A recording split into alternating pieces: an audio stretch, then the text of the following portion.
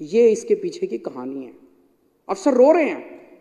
ऐसा कैसे हो सकता है कि जो अफसर 4 साल से रिक्विजिशन कर रहा था, अचानक उसका एक दिन सपना आया और उसे सपने में सिविल डिफेंस वॉलंटियर एक्ट दिखाई दिया और एक्ट में वो धारा दिखाई दी कि ये काम नहीं कर सकते। ऐसे थोड़ी है। बेवकूफ बना रहे हो हमको। पूरी दुनिया बेवकूफ है, सारे देश के लोग बेवकूफ है, तुम ही सियाने हो। उनको बुला बुला के धमकाया गया, ये स्कीम बंद करवाई गई। क्यों? क्योंकि ये स्कीम महिलाओं के अंदर बहुत पॉपुलर थी। दिल्ली के बस में ट्रैवल करने वाले लोगों को ये, जैसे अभी कैलाश गहलोत ने इन्होंने बताया कि उनको ये लगता था कि हमारा अपना आदमी वर्दी में बैठा है, ये हमारी सुरक्षा करेगा, और इस तरह से ये स्कीम बंद करवाई गई। अध्यक्ष महोदय, मेरे को जब पता चला, और सितंबर में, अगस्त और सितंबर में मैंने कागज देखे हैं, मंत्री जी ने, रेवेन्यू मिनिस्टर ने, फाइनेंस मिनिस्टर ने अधिकारियों के साथ मीटिंग्स ली। मिनट्स ऑफ मीटिंग है। मिनट्स ऑफ मीटिंग में कहा गया कि यह स्कीम बंद नहीं होनी चाहिए। लिखित में आदेश दिए गए कि स्कीम बंद, लेकिन एलजी तो सारे डरते हैं। एलजी तो किसी को भी जेल भेज सकता है, एलजी तो किसी को भी सस्पेंड कर सकता है, बड़ा पावरफुल आदमी है, किसी को भी कुछ भी कर दे। तो एलजी से सारे डरते हैं। जब मेरे को पता चला, मैं एलजी साहब से मिलने गया। मैंने कहा सर ये क्या हो रहा है, मैं सुन रहा हूं कि आप सिविल डिफेंस वॉलंटियर्स को इनको हटाने की वो कर रहे हो।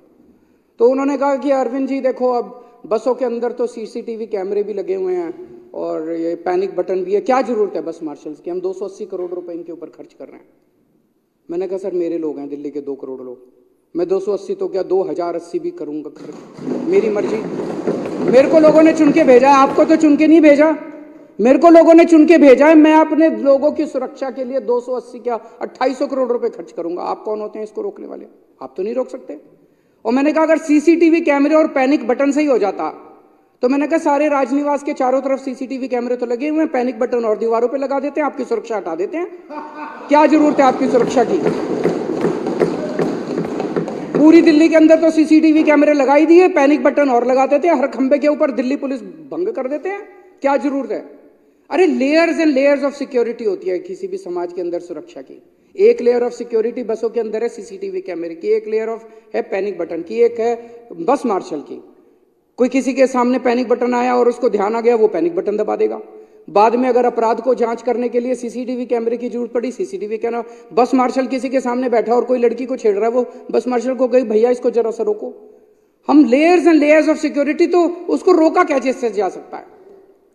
तो उन्होंने कहा ठीक है मैं नहीं रुकने दूंगा, और फिर उन्होंने फाइल के ऊपर आदेश कर दिया कि इनको हटा दिया जाए। जिस दिन ये अखबार के अंदर छपा था, मेरे को याद है जिस दिन उन्होंने आदेश किया था, 2 दिन पहले अखबार के अंदर छप गया था कि एलजी साहब रोकने वाले। मैंने फोन किया एलजी को, सवेरे सवेरे उठ के 8 बजे मैंने फोन किया, सर ये अखबारों में मैं क्या पढ़ रहा हूँ, आपने मेरे को प्रॉमिस किया था कि आप इनको नहीं हटाओगे, आप क्यों हटा रहे हो इनको? मैंने उसी दिन चिट्ठी लिखी, मैं कहीं और गया हुआ था उस दिन, मैंने वहां से चिट्ठी लिखी एलजी साहब को कि, और वो चिट्ठी एक चिट्ठी लिखी और 2 बार नोट भेजा है मैंने, एक मंत्री के थ्रू नोट भेजा है कि मौजूदा सिविल डिफेंस वॉलंटियर्स को नहीं हटाया जाना चाहिए, मौजूदा सिविल डिफेंस वॉलंटियर्स को कंटिन्यू रखिए। और जब तक वो कह रहे थे कि नहीं हम होमगार्ड करेंगे, मैंने कहा ठीक है जब तक होमगार्ड नहीं आते तब तक इनको रख लो, और होमगार्ड इन्हीं को नियुक्त कर दो। होमगार्ड आपको कानूनी पेंच तो फंसाने हैं। जो आज सिविल डिफेंस वॉलंटियर काम कर रहे हैं, इनको एक्सपीरियंस है, इनको अनुभव है, कई दिन से काम कर रहे हैं। मैंने कहा इन्हीं को होमगार्ड बना देना। मेरे फाइल के ऊपर नोटिंग है मेरी, आप जो नोटिंग की बात है, जो हमसे बन पड़ेगा हम करेंगे। दिल्ली पुलिस हमारे पास नहीं है जो कि सीधे सीधे जनता की सुरक्षा के लिए जिम्मेदार है, लेकिन हमारे दायरे में जो कुछ आता था हमने वो सब किया। हमने पूरी दिल्ली में इतने सीसीटीवी कैमरे लगा दिए जो कि पूरी दुनिया में सबसे ज़्यादा, न्यूयॉर्क, टोक्यो, फ्रांस, पेरिस, सारी दुनिया में, लंदन, जितने सीसीटीवी कैमरे हमने लगाए हैं पूरी दुनिया में उतने कहीं नहीं हैं, और केवल 5 साल के अंदर लगा दिए इतने सीसीटीवी। जितने डार्क स्पॉट्स थे हमने वहाँ पे स्ट्रीट लाइट्स लगवाई, और उसी दिशा में हमने बसों के अंदर बस मार्शल्स की नियुक्ति की। एक तरफ बसों के अंदर सीसीटीवी कैमरे भी लगाए गए, पैनिक बटन भी लगाए गए, और साथ साथ बस मार्शल्स की नियुक्ति भी की गई, क्योंकि बसों के अंदर न केवल महिलाओं की सुरक्षा का मामला है, छोटे मोटे कई सारे अपराध होते हैं, जेब कतरे आते हैं, जेब काटते हैं, छेड़छाड़ करते हैं महिलाओं के साथ, किस्म किस्म के अपराध होते हैं। उन सब अपराधों को रोकने के लिए बस मार्शल्स की नियुक्ति का प्रपोजल बनाया गया, और 2015 से बस मार्शल्स अच्छा काम कर रहे थे। मेरे पास ढेरों उदाहरण है जो बस मार्शल्स ने शानदार काम किया है। 20 नवंबर 2019 को मार्शल अरुण कुमार ने देखा कि एक 4 साल की बच्ची को लेके एक आदमी बस से नीचे उतर रहा है और वो बच्ची जोर जोर से रो रही है धोला कुआं के पास। तो उसे शक हुआ और उसने उस आदमी को पकड़ लिया और पता चला कि वो उस बच्ची का किडनैप करके लाया था निजामुद्दीन रेलवे स्टेशन से और बाद में बच्ची को अपने पेरेंट्स के साथ मिलवाया गया। 29 अक्टूबर 2019 को मार्शल मनीष कुमार ने देखा कि एक आदमी ने टिकट नहीं ले रखी और उसका सस्पिशियस बिहेवियर था। उसे पकड़ के जब उसका बैग छानबीन की गई तो उसमें से 5 मोबाइल फोन और 4 एटीएम की मशीनें निकली। उसे भी थाने में हैंडओवर किया गया। नवंबर 2019 में मार्शल संतोष ने एक चोर को रंगे हाथों पकड़ा और उसके यहां से एक चोरी किया हुआ मोबाइल फोन मिला 540 नंबर बस में। 6 जनवरी 2023 को मार्शल संदीप चक्कारा ने एक आदमी को एक लड़की के साथ गलत काम करते हुए रोहिणी के क्षेत्र में पकड़ा और उस आदमी को, इस तरह के ढेरों एग्जाम्पल्स हैं, उसे पुलिस के हवाले किया गया। ये स्कीम अच्छी खासी चल रही थी और अचानक इस स्कीम को 1 नवंबर से बंद कर दिया गया।